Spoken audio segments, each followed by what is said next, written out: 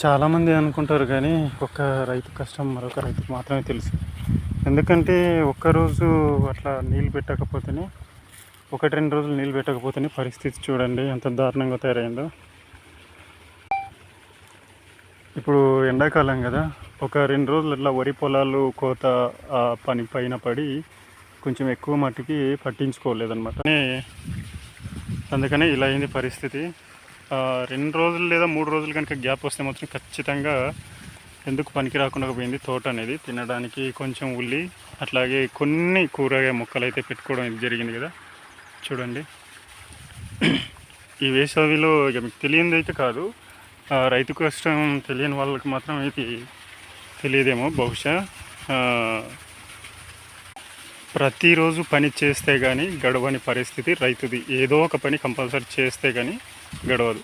ఈ వీడియో మీకు నచ్చినట్లయితే కంపల్సరీ ఒక లైక్ చేయండి, మన ఛానల్ సబ్స్క్రైబ్ చేసుకోండి. మరిన్ని మంచి వీడియోస్ అయితే చేయడానికి ప్రయత్నం చేస్తాను. Thank you for watching.